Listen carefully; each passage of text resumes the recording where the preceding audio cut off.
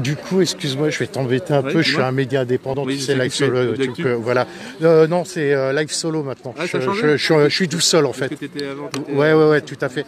Et avec l'enceinte, on n'entendait pas bien. Si tu peux juste arrondir un peu, ouais, mais vite fait quoi. L'essentiel qui a besoin d'être su, c'est surtout ça. D'accord.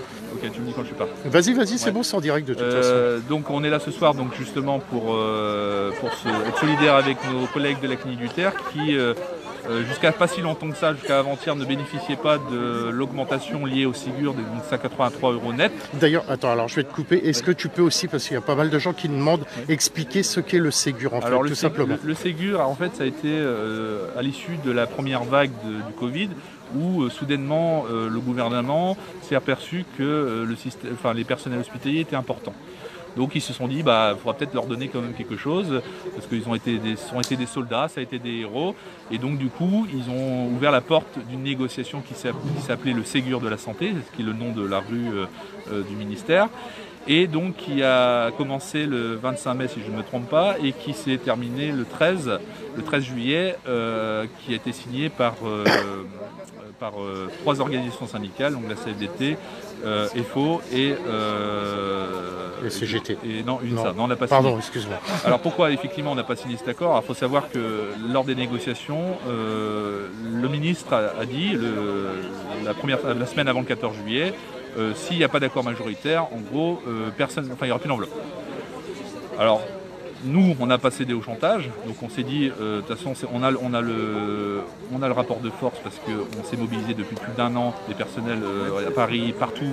On a montré qu'il y avait un rapport de force et qu'il y en avait un ras-le-bol, qu'il fallait faire quelque chose. On s'est dit, on ne va pas lâcher parce que c'est du chantage, parce que c'est pas comme ça qu'on fait du dialogue social avec le pistolet sur la tempe. Bien sûr. Donc on n'en a pas cédé. Malheureusement, 3 organisations syndicales qui ont fait la majorité ont cédé.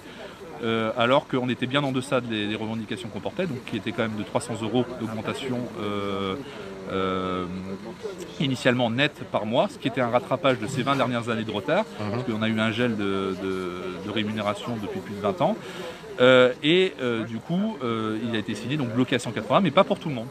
Il y a tout le secteur, tout un pan de la fonction publique hospitalière, on parle que de la fonction publique hospitalière, tout le secteur, 45 000 agents à peu près, de la fonction publique hospitalière, du secteur social et médico-social qui ne bénéficient pas de cette augmentation. Donc les signataires savaient que ça aurait été comme ça, il n'y avait pas de surprise, et ils savaient très bien aussi que ça aurait été une prime. Ça n'aurait pas été une augmentation proprement dite de salaire. Parce qu'une prime, c'est pas pareil que le salaire. Tout à fait. On est bien d'accord. Donc voilà, donc c'est ça. Et il y a 16 mesures qui ont été issues du Ségur. Il y a quand même des éléments assez importants. Il y a notamment le doublement des ratios promu-promovables. Alors c'est bien pour les soignants parce qu'il a été doublé, ça permet d'avancer un peu plus vite. Mais par contre, tous les agents du secteur technique, ouvrier, administratif, ne bénéficient pas de cette offre. Donc c'est déjà une injustice. Oui, c'est vrai qu'il faut rappeler quand même que l'hôpital, c'est pas que les infirmiers, les infirmières, ça englobe pas mal de personnel. Tout le monde est le maillon d'une seule et même chaîne du fonctionnement hospitalier et de l'accueil du patient. Ça c'est clair, on ne doit pas exclure personne. Déjà, on ne peut pas signer quelque chose qui divise. Bien sûr. En plus de ça, ça a été conditionné. Ça a été conditionné avec notamment la flexibilité du temps de travail, la possibilité de diminuer les jours de repos et de pouvoir varier le temps de travail en fonction des besoins. Bien sûr. Donc ça veut dire qu'en gros, vous venez travailler, si on a besoin de vous, on vous sollicite, si on n'a pas besoin de vous, vous restez chez vous, et avec le risque peut-être de perdre de la rémunération à terme. Ils ont aussi parlé de fusionner les rémunérations. Il faut savoir qu'on a une prime de service qui parfois, au GHBS par exemple, pour un temps plein, on peut toucher 2 000 € et on avait pu négocier à ce qu'il soit égalitaire. Ça veut dire que la personnel administratif comme un cadre supérieur bénéficie de la même prime. C'était le principe d'égalité. Donc ça permettait de favoriser aussi les bas salaires et ça permettait d'abonder. Le danger, c'est qu'en fusionnant ces primes, c'est qu'ils soient remplacés par un intéressement collectif. Ça veut dire qu'en gros, les services devront vanter un projet et en fonction du projet, le directeur, s'il le veut, dans sa bonne grâce, décidera s'il donne une prime ou pas. Donc ça va de la course à l'échalote pour savoir la mise en concurrence entre les services entre eux, pour savoir s'ils vont pouvoir bénéficier de ça. Donc forcément, il y aura des perdants et il y aura des gagnants. Donc ça crée encore une nouvelle fois des inégalités. Après, je pourrais te parler de plein de choses, mais c'est déjà ce pourquoi on n'a pas signé. Et on peut pas, moi je pense qu'on ne pouvait pas céder à un chantage de la sorte en nous disant il n'y a pas d'accord si on ne signe pas, sachant qu'en plus on savait très bien que M. Macron, le 14 juillet, devait faire son coup de com'. et qu'il n'allait certainement pas dire qu'il n'a rien donné à l'hôpital. On avait simplement, les négociateurs à l'époque, et ce qu'on a voulu faire avec les autres organisations syndicales, c'est se lever et tous quitter la salle de négociation pour que le ministre finalement nous court après pour arriver à un accord. Ça n'a pas été le cas. Il y en a qui ont baissé leur froc très clairement. Et c'est ça que nous on dénonce. Même si effectivement c'est une avancée substantielle les 180 €, c'est pas grâce à nous syndicalistes ou syndicats. On a contribué bien sûr, mais c'est grâce surtout à la mobilisation de l'ensemble des personnels. Parce que je tiens à rappeler que la seule chose qui fait avancer le progrès social, c'est la lutte. Qu'on soit tous unis dans la lutte. Et c'est important de se rappeler de ça. Donc je vous invite tous à le faire.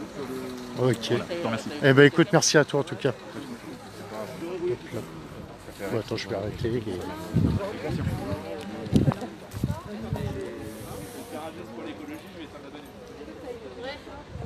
Hop là. Bon bah voilà, je pense que vous avez eu réponse à vos questions. C'est vrai qu'il y a pas mal de gens qui demandent souvent qu'est-ce que le Ségur, donc vous avez eu les réponses à vos questions. Voilà, bon bah écoutez, on va couper court.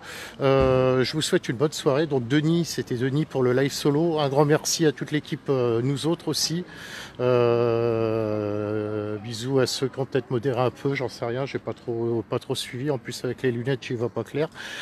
Bref, bah écoutez, je vous souhaite une bonne soirée à tous et je vous dis à demain 17 h à Vannes pour la suite du non-port du masque pour les jeunes là, à partir de 6 ans.